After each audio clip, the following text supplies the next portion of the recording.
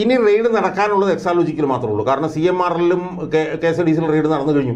പറഞ്ഞാൽ വീണ വിജയൻ കൂടുതൽ കുരുക്കിലേക്ക് തന്നെ, സംശയമൊന്നുമില്ല. അത് വളരെ വളരെ വളരെ കൃത്യമാണ്. അതിനകത്ത് പറഞ്ഞ പോലെ വേറെ ഒരു സംശയത്തിനും ഇടയില്ല. അത് ഇടക്കാല ഉത്തരവും കൂടെ വരുമ്പോഴത്തേക്കും അതിനകത്ത് അത് അടിച്ചു വരുമല്ലോ. ഇനി അറസ്റ്റും അവർക്ക് നടത്താം.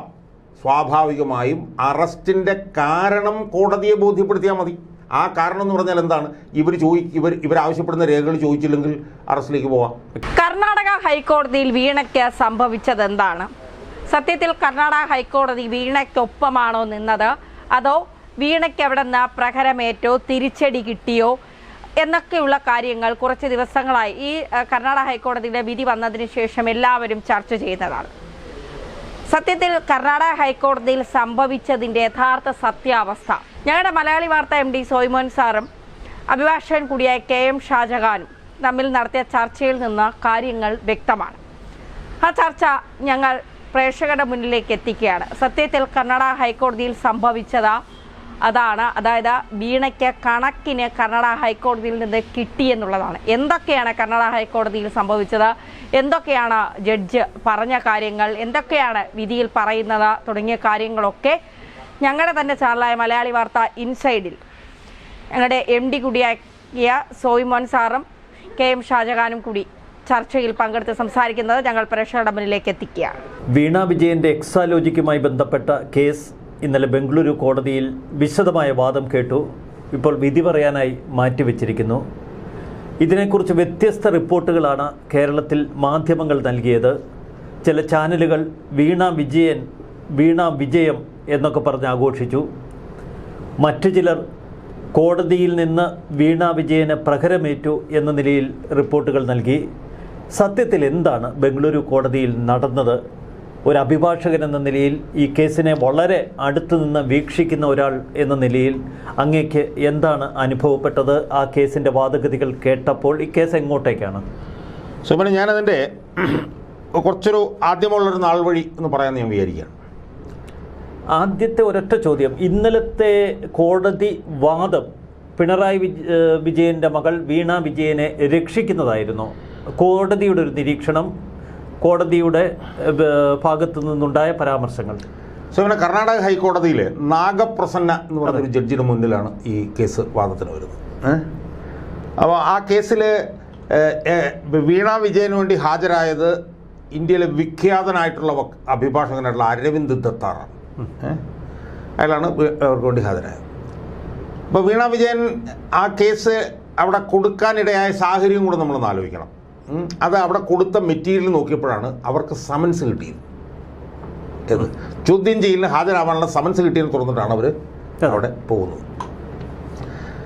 എനിക്ക് ആ കേസിനെ സംബന്ധിച്ചിടത്തോളം വളരെ ആധികാരികമായും വസ്തുനിഷ്ഠമായും സമഗ്രമായും പറയാൻ കഴിയും. എന്തുകൊണ്ടാണെന്ന് ചോദിച്ചാൽ, ഈ കേസിൻ്റെ വാദം ഇന്നലെ 2:30 മണി മുതൽ നടക്കുമ്പോൾ ബാർ ആൻഡ് ബെഞ്ച് എന്ന് പറഞ്ഞിട്ടൊരു നിയമത്തിൻ്റെ ലോയുടെ ഒരു വെബ്സൈറ്റ് ഉണ്ട്. അത് വളരെ വിഖ്യാതമായൊരു വെബ്സൈറ്റാണ്.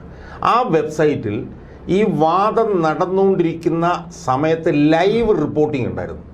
ആ ലൈവ് റിപ്പോർട്ടിങ്, ഞാനിന്നലെ എറണാകുളത്ത് ഇങ്ങോട്ട് ട്രെയിനിൽ വരികയായിരുന്നു. ആ ലൈവ് റിപ്പോർട്ടിങ് ആദ്യാവസാനം അത് വരുന്നതനുസരിച്ച് എൻ്റെ ഒരു ഫ്രണ്ട് ഇങ്ങനെ എനിക്ക് തോന്നുന്നു, അത് ഞാൻ കണ്ട ആളാണ്. അതുകൊണ്ട് തന്നെ ഞാനൊരു അഭിഭാഷകൻ എന്നുള്ള നിലയിലും എനിക്ക് വളരെ സമഗ്രമായി അതിനെക്കുറിച്ചിട്ട് പറയാൻ കഴിയും.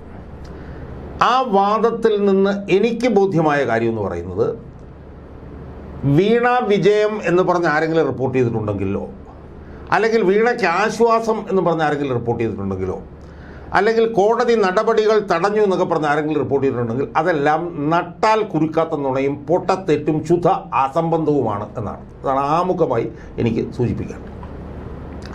ഇനി സോയ്മൻ, ഇത് അവരെ പോയത് എന്തിനാണ്? അവർ പോയത് അറസ്റ്റ് തടയാനല്ല. അവർ പോയത് ഈ സീരിയസ് ഫ്രോഡ് ഇൻവെസ്റ്റിഗേഷൻ ഓഫീസിൻ്റെ ഈ ഉത്തരവ് തന്നെ റദ്ദാക്കണമെന്ന് പറഞ്ഞിട്ടാണ് അവർ പോകുന്നത്. മനസ്സിലായി? അല്ലാതെ അറസ്റ്റ് എന്ന് പറഞ്ഞ സാധനം അതിനകത്തില്ല. അറസ്റ്റ് തടയണമെന്ന് പറഞ്ഞാൽ അവർക്ക് പോകേണ്ട കാര്യമില്ല. കാരണം അവരെ അറസ്റ്റ് ചെയ്യുന്ന SFIO പറഞ്ഞിട്ടില്ല. ഇനി അവിടെ നടന്ന വാദങ്ങൾ എന്താണെന്നുള്ളത് സംബന്ധിച്ച് ഞാൻ ഒരു ഏകദേശ ധാരണ സ്വയമനിയം തരാം. അവിടെ ഞാൻ പറഞ്ഞ അരവിന്ദ് ദത്താറാണ് വാദിച്ചത്.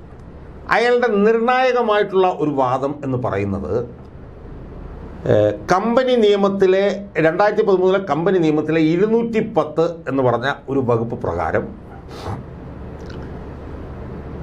ROC ഒരു അന്വേഷണം നടത്തിക്കൊണ്ടിരിക്കുന്നു, അല്ലെങ്കിൽ കമ്പനി രജിസ്ട്രാർ ഓഫ് കമ്പനി അന്വേഷിച്ചുകൊണ്ടിരിക്കുന്നു.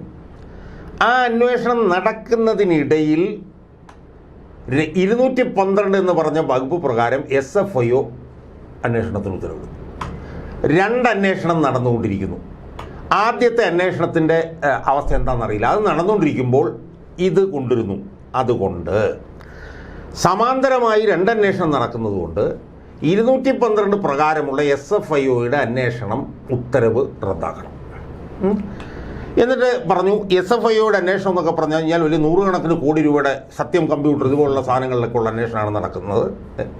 ഇവിടെ വെറും 1.25 ലക്ഷം കോടി രൂപയുടെ ഇത് മാത്രമേ ഉള്ളൂ. എന്ന് മാത്രമല്ല, ഈ 1.25 കോടി രൂപയുടെ ഈ ക്രമക്കേട് നടന്നു എന്ന് പറഞ്ഞ SFIO അന്വേഷണം കൊണ്ടുവരുന്നതിനകത്ത് യാതൊരു യുക്തിയില്ല. അത് വളരെ ചെറിയൊരു തുകയാണ്. പിന്നെ SFIO എന്ന് പറഞ്ഞാൽ വളരെ കടുപ്പമുള്ളൊരു സാധനമാണ്. അറസ്റ്റ് ചെയ്ത് കഴിഞ്ഞാൽ ജാമ്യം പോലും കിട്ടില്ല. ഇതൊക്കെയാണ് അയാളുടെ വാദം. അതിൽ ഏറ്റവും പ്രധാനപ്പെട്ട വാദമാണ് ഞാൻ ആദ്യം പറഞ്ഞത്. സമാന്തരമായി 2 അന്വേഷണം നടക്കും. അതുകൊണ്ട് 210 212. അപ്പോൾ അത് വായിച്ചപ്പോൾ തന്നെ ഞാൻ എൻ്റെ സുഹൃത്തിനടുത്ത് വിളിച്ചു പറഞ്ഞു ഈ വാദം അബദ്ധമാണ്. കാരണം SFIO 212 പ്രകാരം ഒരു അന്വേഷണത്തിന് ഉത്തരവിട്ടാൽ ബാക്കിയുള്ള അന്വേഷണങ്ങൾ മുഴുവൻ ഇൻഫ്രക്ച്വസ് ആകുമെന്ന് ആ 212 എന്ന് പറഞ്ഞ വകുപ്പിൽ തന്നെ പറയുന്നുണ്ട്. അത് ഞാൻ നേരത്തെ വായിച്ചിട്ടുള്ളതാണ്. അപ്പോൾ ഞാനിത് വായിച്ചപ്പോഴത്തേക്ക് ഞാൻ എൻ്റെ ഫ്രണ്ടിൻ്റെ അടുത്ത് വിളിച്ചത് അബദ്ധമാണ്. അല്ല, കമ്പനികാര്യ അഭിഭാഷകനായിരുന്നില്ല അല്ലേ വീണ വിജയന് വേണ്ടി ഹാജരായത്? കമ്പനികാര്യ അല്ല, കമ്പനികാര്യ അഭിഭാഷകൻ പോരാ. അത് വെച്ചാൽ അത് ഏറ്റവും പ്രമുഖനായിട്ടുള്ളൊരു അഭിഭാഷകനായിരിക്കണം. അത് അരവിന്ദ് ദത്താറിനപ്പുറത്തൊരു അഭിഭാഷകന് കിട്ടുന്നില്ല തോന്നുന്നില്ല. പിന്നെ കപിൽ സിബലൊക്കെ ഉള്ളൂ. അപ്പം ഞാനിത് കണ്ടപ്പോൾ തന്നെ എൻ്റെ സുഹൃത്തിനടുത്ത് പറഞ്ഞു കാരണം 212 എന്ന് പറഞ്ഞ വകുപ്പ് ഞാൻ വായിച്ചു നോക്കിയപ്പോൾ എനിക്ക് മനസ്സിലായതാണ്. കാരണം 212 പ്രകാരമുള്ള വകുപ്പിന് അന്വേഷണത്തിന് ഉത്തരവ് കഴിഞ്ഞാൽ വേറെ ഒരു അന്വേഷണത്തിനും പ്രസക്തിയില്ല എന്ന് അതിനകത്ത് പറഞ്ഞിട്ടുണ്ട്. അത് ഞാൻ നേരത്തെ വായിച്ചിട്ടുണ്ട്. അത് ഞാൻ എൻ്റെ ഫ്രണ്ടിൻ്റെ അടുത്ത് പറഞ്ഞു. അത് കഴിഞ്ഞൊരു 15 മിനിറ്റ് കഴിഞ്ഞപ്പോഴത്തേക്ക് കേന്ദ്ര ഗവൺമെൻറ് എന്തോ അഡീഷണൽ അറ്റോർണി ജനറൽ മറ്റേ ഹാജരായത്. അയാൾ ഇതേ വാദം പറഞ്ഞു. അയാൾ പറഞ്ഞു ശരിയാണ്, 210 എന്ന് പറഞ്ഞ അന്വേഷണം ഉണ്ടായിരുന്നു, അത് നടന്നുകൊണ്ടിരിക്കുകയായിരുന്നു. ആ സമയത്താണ് 212 അന്വേഷണം കൊണ്ടുവന്നത്. ആ 212 അന്വേഷണം കൊണ്ടുവന്നതോടെ 210 എന്ന് പറയുന്നത് പോയി. ഇതവിടെ അയാൾ പറഞ്ഞു. 2 ഈ 1.25 കോടി രൂപയുടെ വിഷയം മാത്രമാണ്. അതിന് SFIO എന്തിനാണ് അന്വേഷിക്കുന്നത് എന്നൊക്കെ പറഞ്ഞ വാദം. അപ്പം SFIO പറഞ്ഞു ഇത് 1,72,00,000 രൂപയെ കുറിച്ചിട്ടുള്ള അന്വേഷണം അല്ല, 135 കോടി രൂപയുടെ അന്വേഷണമാണ്. മനസ്സിലായോ? അപ്പം അതിൻ്റെ ഇടയിൽ ഞങ്ങൾ ഇത് കണ്ടു, അത്രയേ ഉള്ളൂ എന്ന് പറഞ്ഞു. അതും പോയി. അവസാനം അവർ ഈ കാര്യങ്ങളെല്ലാം പറഞ്ഞു. മുഖ്യമന്ത്രിയുടെ മകളാണെന്ന് പറഞ്ഞു. അവരവിടെ ചെയ്തതിന് സേവനം തിരിച്ചു കൊടുത്തിട്ടില്ല എന്നുള്ളത് income tax interim settlement board പറഞ്ഞിട്ട് ഇതെല്ലാം പറഞ്ഞു. ഇതെല്ലാം പറഞ്ഞു കഴിഞ്ഞപ്പോൾ ജഡ്ജി ചോദിച്ചു നിങ്ങൾക്ക് രേഖകൾ കൊടുത്തുകൂടെ? അവർക്ക് അതിനെന്താ പ്രശ്നം? എന്താ രേഖകൾ എല്ലാവർക്കും കൊടുക്കും, അവർ വിളിക്കുമ്പോൾ ചെല്ല്, അറസ്റ്റ് ചെയ്യുമോ എന്ന് ചോദിച്ചു.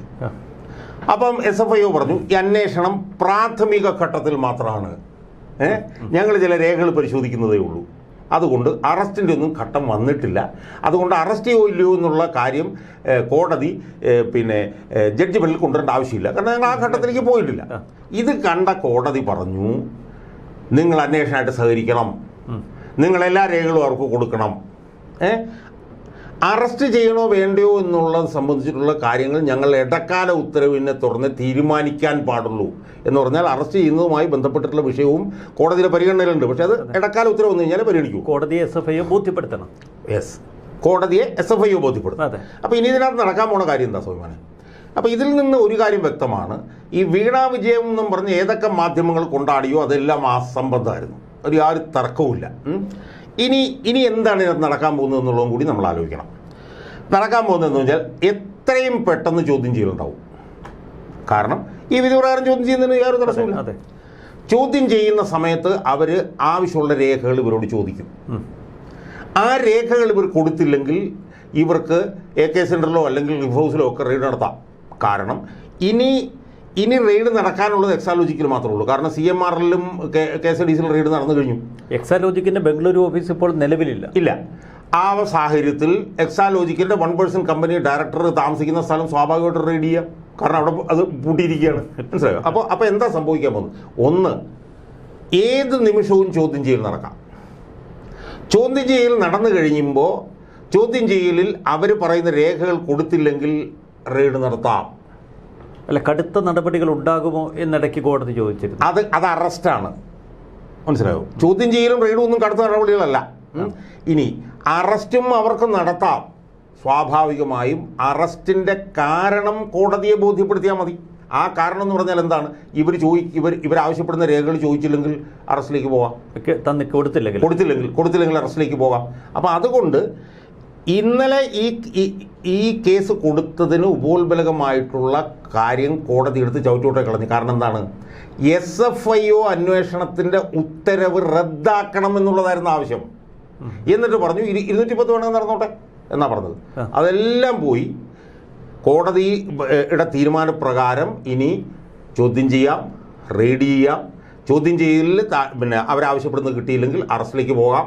അറസ്റ്റിലേക്ക് പോകുമ്പോഴും അതിൻ്റെ കോണ്ടെക്സ്റ്റ് ബാംഗ്ലൂർ കോടതിയെ ബോധ്യപ്പെടുത്തണം എന്നുള്ളൊരു ഉത്തരവാദിത്വം മാത്രമേ SFIO. ചുരുക്കി പറഞ്ഞാൽ വീണ വിജയൻ കൂടുതൽ കുരുക്കിലേക്ക് തന്നെ, സംശയമൊന്നുമില്ല. അത് വളരെ വളരെ വളരെ കൃത്യമാണ്. അതിനകത്ത് പറഞ്ഞ പോലെ വേറെ ഒരു സംശയത്തിനും ഇടയില്ല. അത് ഇടക്കാല ഉത്തരവും കൂടെ വരുമ്പോഴത്തേക്കും അതിനകത്ത് അത് അടിച്ചു വരുന്നതുകൂടി അത് പൂർണ്ണമായി ക്ലിയർ ആകും. കേരള ഹൈക്കോടതിയിൽ KSIDC കൊടുത്തിരുന്ന ഹർജി, ആ ഹർജിയിൽ ഇന്നലെ വിശദമായ വാദം കേട്ടിരുന്നു കോടതി നിശ്ചിതമായി വിമർശിക്കുകയാണ്. കേരള ഹൈക്കോടതിയിൽ നിന്ന് നമ്മൾ കേട്ടത് KSIDC എന്തിനു ഭയപ്പെടുന്നു ഈ അന്വേഷണത്തോടെ എന്ന ചോദ്യം, ഞങ്ങളുടെ പേര് കളങ്കപ്പെടും എന്ന KSIDCയുടെ മറുപടി.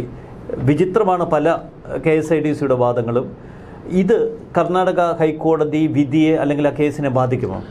അല്ല, അത് സ്വാഭാവികമാണല്ലോ. കാരണം ഈ ബന്ധപ്പെട്ട കണക്റ്റഡ് കേസുകളാണ് ഇതെല്ലാം. അതുകൊണ്ട് തന്നെ കർണാടക ഹൈക്കോടതി കേരള ഹൈക്കോടതിയിൽ നിന്ന് ഇതിൻ്റെ വിശദാംശങ്ങൾ ചോദിക്കാനുള്ള സാധ്യത വളരെ കൂടുതലാണ്. കാരണം ഒരേ ഉത്തരവ് സംബന്ധിച്ചിട്ടുള്ളതാണല്ലോ. കാരണം എന്താണ് സോമൻ, ജനുവരി 31 SFIOയിൽ നിന്ന് വന്ന ഉത്തരവെന്താ? ആ ഉത്തരവിൽ പറയുന്നത് KSIDC CMRL എക്സാലോജിക്ക് ഇതുമായി ബന്ധപ്പെട്ടുള്ള കാര്യങ്ങൾ ഞങ്ങൾ അന്വേഷിക്കുന്നതാണ് പറയുന്നത്. അപ്പോൾ സ്വാഭാവികമായും അതുമായി ബന്ധപ്പെട്ട SFI അന്വേഷണത്തിൻ്റെ കേസാണ് കേരള ഹൈക്കോടതിയിൽ നടക്കുന്നത്. സ്വാഭാവികമായും ആ കോടതിയിൽ നടക്കുന്ന വിശദാംശങ്ങൾ കർണാടക ഹൈക്കോടതി ഇൻഫോർമലായിട്ടെങ്കിലും ചോദിച്ചു വാങ്ങിക്കാനുള്ള സാധ്യത വളരെ കൂടുതലാണ്. കേരള ഹൈക്കോടതിയിൽ എന്താ നടക്കുന്നത്? കേരള ഹൈക്കോടതിയിൽ പച്ചയ്ക്ക് കോടതി ചോദിക്കുകയല്ലേ, എന്താണ് KSIDCക്ക് കുഴപ്പം, അവർ റെയ്ഡ് ചെയ്യുന്നതിൽ കുഴപ്പം എന്താണ്, അവർ രേഖകൾ എടുക്കുന്നതിൽ കുഴപ്പം എന്താണ്? അപ്പോൾ പക്ഷേ KSIDCയുടെ ആശങ്ക നമുക്ക് വ്യക്തമാകുന്ന എവിടെയാണ്? CS വൈദ്യനാഥൻ എന്ന് പറയുന്ന ഒരു അപ്പിയറൻസിന് 25 ലക്ഷം രൂപ മേടിക്കുന്നത്. ഞാൻ ഇന്നിപ്പോൾ ഒരു ഫേസ്ബുക്ക് പോസ്റ്റ് ഇട്ടിരുന്നു. അയാളിപ്പം അടുത്ത ആഴ്ച ഈ കേസിൽ തന്നെ കോടീശ്വരനാവും. കാരണം 3ാമത്തെ അപ്പിയറൻസ് ഇന്നലെ കഴിഞ്ഞു, അത് 26-ാം തീയതിയിലേക്ക് വെച്ചിരിക്കുകയാണ്. അപ്പോൾ 4ാമത്തെ അപ്പിയറൻസ് ആകുമ്പോഴത്തേക്ക് കേസിൽ 1 കോടി രൂപയാവും. മനസ്സിലായി? അപ്പോൾ ആ കേസിൽ KSIDC വല്ലാതെ പരിങ്ങലിൽ നിൽക്കുകയാണ്. KSIDC അവരുടെ പേര് പോകുന്നു പറഞ്ഞു. ആ പേര് പോകുന്നത് ഈ പ്രവർത്തനം നടത്തിയുകൊണ്ടാണ്. പക്ഷേ KSIDCയുമായി ബന്ധപ്പെട്ട് ഇപ്പം നമുക്ക് കിട്ടുന്ന വിവരം എന്ന് പറയുന്നത്, KSIDCക്കുള്ള ആശങ്ക എന്ന് പറഞ്ഞാൽ KSIDCയിൽ SFIO അന്വേഷണം നടന്നാൽ ഈ വിഷയം മാത്രമല്ല വേറെ ഒരുപാട് അഴിമതി വിഷയങ്ങൾ SFIOയുടെ ശ്രദ്ധയിൽപ്പെടാനുള്ള സാധ്യത ഉണ്ടെന്നുള്ളതാണ് അവരെ ആശങ്കാകുലരാക്കിയിരിക്കുന്നതെന്നാണ് നമ്മൾ മനസ്സിലാക്കുന്നത്. കർണാടക ഹൈക്കോടതിയിൽ എക്സാലോജിക്കിന് വേണ്ടി വാദിക്കുന്ന ഈ പ്രമുഖ അഭിഭാഷകനും നല്ല പണം വാങ്ങുമല്ലോ, നല്ല ഫീസ് വാങ്ങില്ല. ഞാനിപ്പോൾ കേട്ടത് ഒരു അപ്പിയറൻസിന് 10 ലക്ഷം രൂപ എന്നാണ് ഞാൻ കേട്ടത്. അങ്ങനെയാണ് 5 മുതൽ 10 ലക്ഷം രൂപ വരെ എന്നാണ് കേൾക്കുന്നത്. ഇവിടെയും ഒരു പ്രശ്നം എന്താണെന്നറിയോ സ്വയം? ഇപ്പോൾ പിണറായി വിജയൻ ഇപ്പം ഹരീഷ് സാൽവെ കൊണ്ടുവന്നു ലാവ്ലിൻ കേസ്. അയാൾ ഇന്ത്യയിലെ ടോപ്പ് വക്കീലാണ്. പക്ഷേ അയാൾക്ക് വേണ്ടി പണം കൊടുക്കുന്നത് പാർട്ടിയാണെന്ന് വേണേൽ പറയാം. കാരണം അയാൾ പാർട്ടി പോളിറ്റ് ബ്യൂറോ മെമ്പറാണ്. അല്ല, ഇവിടെ പാർട്ടിക്ക് കൊടുക്കാമല്ലോ, പാർട്ടിയെ ഇപ്പോൾ പ്രതിരോധം തീർക്കുന്നതെന്ന് MP ഗോവിന്ദൻ ഇന്നലെ പ്രഖ്യാപിച്ചു. അല്ല, ഞാൻ പറഞ്ഞു വരുന്നത് പിണറായിക്ക് കൊടുക്കുന്ന പോലല്ല പിണറായിയുടെ മകൾക്ക് കൊടുക്കുന്നത്. പിണറായിക്ക് പാർട്ടിക്ക് വേണമെങ്കിൽ കൊടുക്കാം, പിണറായിക്ക് വേണമെങ്കിൽ ഗവൺമെൻറ്റിന് കൊടുക്കാം. പക്ഷേ പിണറായിയുടെ മകൾക്ക് എങ്ങനെയാണ് പൈസ കൊടുക്കുന്നുള്ളത്? അങ്ങനെയാണെങ്കിൽ കോടിയേരി ബാലകൃഷ്ണൻ മോന് കൊടുത്തില്ലെന്ന് മാത്രമല്ല അവനെ തള്ളിപ്പറയുകയും അത് വന്നപ്പം അച്ഛൻ രാജിവെച്ച് പോവുകയും ചെയ്യേണ്ടി വരികയായിരുന്നു. ഇവിടെ സോമൻ ഞാനത് പറഞ്ഞെന്താണെന്നറിയാം, അത് സോമൻ ചോദിച്ചുകൊണ്ട് ഞാനൊരു കാര്യം കൂടെ പറയുകയാണ്. യഥാർത്ഥത്തിൽ കേരളത്തിലെ CPM ഇപ്പോൾ വീണ വിജയൻ്റെ വിരൽ തുമ്പിലാണ് എന്നുള്ളതാണ്.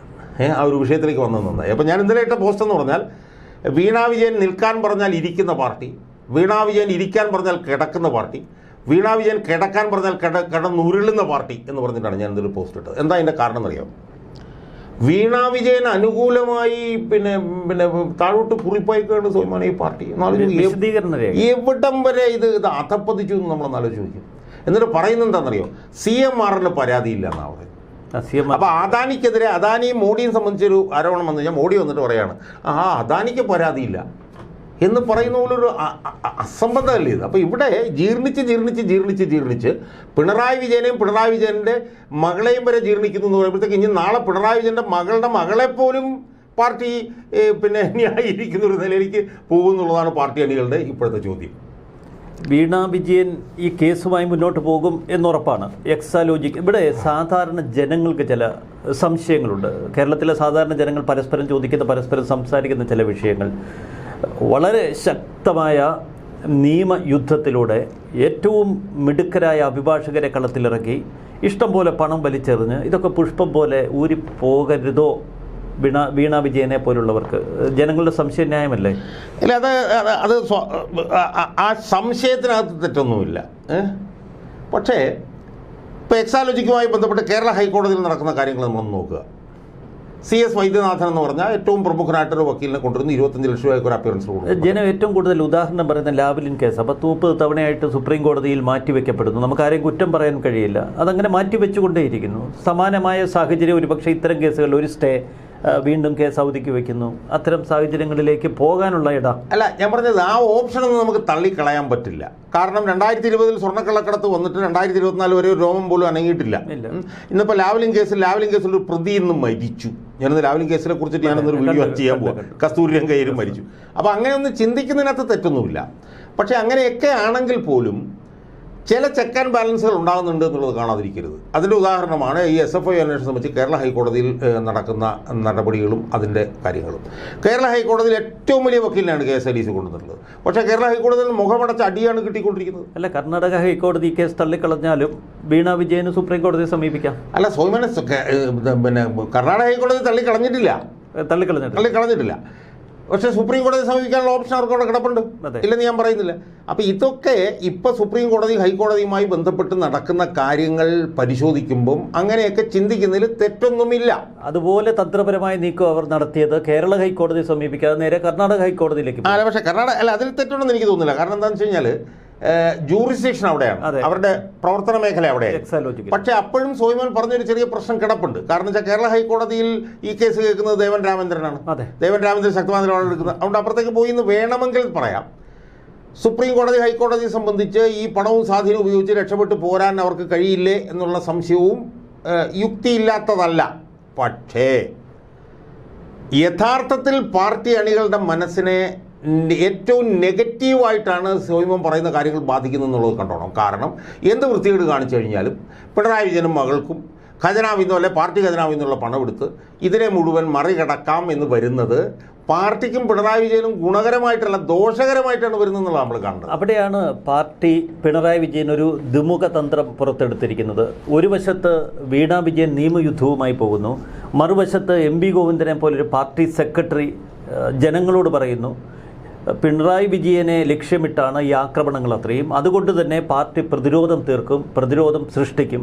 വീണ വിജയനെ സംരക്ഷിക്കുക എന്നാൽ ഈ പാർട്ടിയെ സംരക്ഷിക്കലാണ്, പിണറായി വിജയനെ സംരക്ഷിക്കലാണ്. ഇത്തരമൊരു സന്ദേശം ജനങ്ങളിലേക്ക് കൊടുക്കുകയും കേസിൻ്റെ പ്രത്യേക വിശദീകരണം പാർട്ടി പ്രവർത്തകർക്കും പാർട്ടി നേതാക്കൾക്കും കൈമാറുകയും ചെയ്ത് പാർട്ടിയും ഭരണ സംവിധാനവും പിണറായി വിജയൻ്റെ കുടുംബവും ഒരുമിച്ച് നിന്ന് ഇത്തരമൊരു സാഹചര്യത്തെ നേരിടുന്നു. സുമനെ, അതിലൊന്നും ഒരു തർക്കവുമില്ല. അതാണ് എല്ലാവരും ചെയ്യുന്നത്, CPM ചെയ്യുന്നത് എന്നുള്ളത് നമ്മൾ കണ്ടുകൊണ്ടിരിക്കുകയാണ്. പിണറായി വിജയൻ്റെ മകൾക്ക് അനുകൂലമായിട്ടുള്ള നിലപാട് താഴോട്ടെടുക്കുന്നത് നമ്മൾ കണ്ടുകൊണ്ടിരിക്കുകയാണ്. അൾട്ടിമേറ്റ്ലി ഇത് എങ്ങനെയാണ് ഇതിൻ്റെ അൾട്ടിമേറ്റ് റിസൾട്ട് എന്നുള്ളതാണ് നമ്മൾ കണ്ടത്. സോയ്മോൻ ഇപ്പോൾ പറഞ്ഞ കാര്യങ്ങൾ, അവരുടെ നിലപാടുകൾ, അവരുടെ നടപടികൾ, ഇത് ആത്യന്തികമായി പാർട്ടി അണികളുടെ ഇടയിലും ആത്യന്തികമായി ജനങ്ങളുടെ ഇടയിലും ഉണ്ടാക്കുന്നത് അനുകൂല പ്രത്യാഘാതമാണോ എതിരായിട്ടുള്ള പ്രത്യാഘാതമാണോ എന്ന് മാത്രം നമ്മൾ നോക്കി വെച്ചാൽ മതി. ഇത് 150% എതിരായിട്ടുള്ള ഇമ്പാക്റ്റാണ് ഇത് പൊതുസമൂഹത്തിൽ ഉണ്ടായിക്കൊണ്ടിരിക്കുന്നത്. വളരെ കൃത്യമാണ്. ഇതിനേക്കാൾ ഭയാനകമായ ആക്രമണം നേരിട്ടയാളാണ് പിണറായി വിജയൻ. സ്വർണ്ണക്കള്ളക്കടത്ത്, ലൈഫ് മിഷൻ, ഡോളർ കള്ളക്കടത്ത്, ആ കാലഘട്ടത്തിൽ കേന്ദ്ര അന്വേഷണ ഏജൻസികൾ സെക്രട്ടേറിയറ്റ് വരെ എത്തി. പിണറായി വിജയൻ്റെ തൊട്ടടുത്ത വ്യവസായിക വകുപ്പിൻ്റെ ഓഫീസിലെത്തി അന്ന് ടേപ്പ് ഉപയോഗിച്ച് ചില അളവെടുക്കലുകൾ നടത്തി. സെക്രട്ടേറിയറ്റ് കത്തുന്ന കാഴ്ച നമ്മൾ കണ്ടു, ക്ലിഫ് ഹൗസിൽ ഇടിവെട്ടുന്ന കാഴ്ച കണ്ടു. അപ്പോൾ ഇതിനേക്കാൾ വലിയ അന്വേഷണവും ആക്രമണവും ഒക്കെ നേരിട്ടവരാണ് തങ്ങൾ എന്നൊരു ഭാവം അവർക്കുണ്ട്. അതുകൊണ്ട് ഉടുക്കുകൊട്ടി പേടിപ്പിക്കണോ എന്ന് ചോദിച്ചേക്കാം. സോയ്മോൻ ഈ പറയുന്ന കാര്യങ്ങളെല്ലാം ശരി തന്നെയാണ്. പക്ഷേ ഈ സോയ്മോൻ ഈ പറയുന്ന കാര്യങ്ങളെല്ലാം ക്യുമുലേറ്റീവായി പാർട്ടി അണികളുടെ മനസ്സിലും ജനങ്ങളുടെ മനസ്സിലും ഉണ്ടാക്കിയിട്ടുള്ള എതിർപ്പ് എന്ന് പറയുന്നത് അളക്കാൻ പാടില്ലാത്ത ഒരു അളവെടുക്കാൻ പാടില്ലാത്ത എതിർപ്പാണ് പാർട്ടി അണികളുടെ ഇടയിലും പിന്നെ ജനങ്ങളുടെ ഇടയിലും ഉണ്ടായിക്കൊണ്ടിരിക്കുന്നത്. ഇപ്പം പിണറായി വിജയൻ്റെ മകളുടെ കാര്യം സൗമ്യൻ സൂചിപ്പിച്ചു.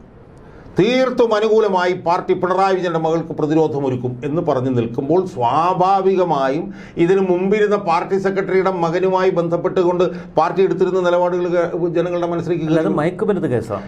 അല്ല, അത് മയക്കുമരുന്ന് കേസ്, അതുപോലെ തന്നെ മറ്റേ എന്താണ് ഇതുണ്ടല്ലോ മറ്റേ കള്ളപ്പണം വെളുപ്പിക്കൽ കേസ്, ആ ഘടകങ്ങൾ ഇപ്പോൾ മയക്കുമരുന്നിനകത്തില്ല എന്നേ ഉള്ളൂ. കാരണം ഒരു വനിതയായതുകൊണ്ട് മയക്കുമരുന്ന് ഉണ്ടാക്കാൻ പറ്റില്ല എന്നുള്ളതേ ഉള്ളൂ. പക്ഷേ ബാക്കിയുള്ള കാര്യങ്ങളെല്ലാം ഇതിനകത്തുണ്ട്. ഇതിനകത്ത് പിന്നെ കള്ളപ്പണം വെളുപ്പിക്കൽ ഉൾപ്പെടെയുള്ള വിഷയങ്ങൾ ഇതിനകത്ത് ഉന്നയിക്കപ്പെട്ടിട്ടുണ്ട്.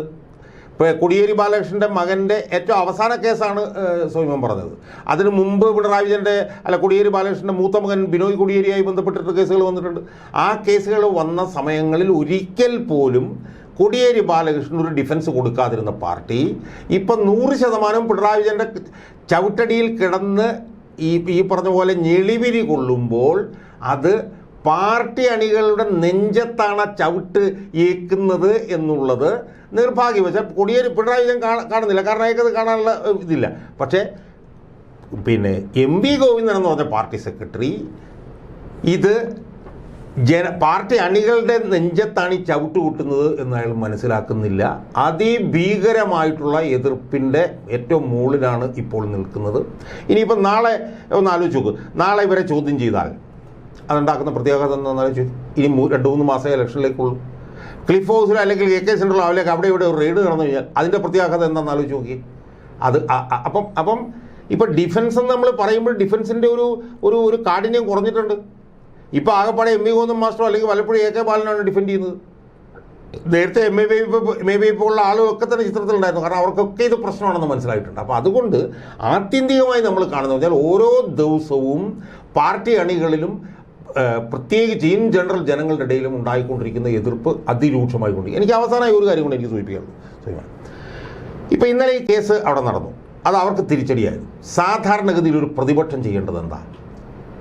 സാധാരണഗതിയിൽ ഇതിൻ്റെ പ്രത്യാഘാതം ഇന്നതായതുകൊണ്ട് ഇവിടുത്തെ മുഖ്യമന്ത്രി രാജിവെച്ച് പോകണം എന്ന് പറഞ്ഞ് ശക്തമായിട്ടുള്ള നിലപാടുകൾ എടുക്കുകയും പാർട്ടി അണികളെ സംഘടിപ്പിക്കുകയും ചെയ്യേണ്ട പ്രതിപക്ഷം അവർ സമരാഗ്നി എന്ന് പറഞ്ഞ് കോൺഗ്രസ് ഒരു ജാഥ നടക്കുന്നതിൻ്റെ ഇടയിൽ പോലും ഈ വിഷയം ഉന്നയിക്കാൻ അവർക്ക് കഴിയുന്നില്ല. അതിൻ്റെ കാരണം എന്താണ്? അവർക്ക് അനുകൂലമായിട്ടും കുന്തമുനകൾ നീങ്ങിക്കൊണ്ടിരിക്കുകയാണ്.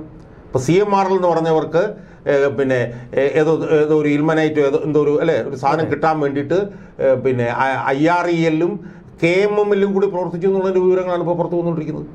അപ്പോൾ ഇതിനകത്ത് ഉണ്ടായിക്കൊണ്ടിരിക്കുന്ന പ്രശ്നം എന്ന് പറഞ്ഞാൽ എല്ലാ രാഷ്ട്രീയ പാർട്ടികളും ഇത്തരത്തിൽ കോംപ്രമൈസ്ഡ് ആണെന്നുള്ളൊരു തോന്നൽ ഓരോ ദിവസവും ശക്തിപ്പെട്ടുകൊണ്ടിരിക്കുകയാണ്. ഇവിടെ ജനങ്ങളുടെ ഏറ്റവും വലിയ ഗതികേടെന്ന് പറയുന്നത് എല്ലാ രാഷ്ട്രീയ പാർട്ടികളും ഒറ്റ താല്പര്യം മാത്രം സംരക്ഷിച്ച് നിൽക്കുകയും ഇരകളുടെ സ്ഥാനത്ത് ജനങ്ങളാകെയും നിൽക്കുന്ന ഏറ്റവും ദയനീയവും ഭീതിജനകവുമായിട്ടുള്ളൊരു സാഹചര്യമാണ് ഇന്ന് കേരളത്തിലുള്ളത് എന്നുള്ളതാണ് ഇതിൻ്റെ മൊത്തം ഒരു ഔട്ട്കം എന്നുള്ള നിലയിൽ നമുക്ക് കാണാൻ കഴിയുക. വളരെ നന്ദി ശ്രീ KM ഷാജഹാൻ. നന്ദി, നമസ്കാരം.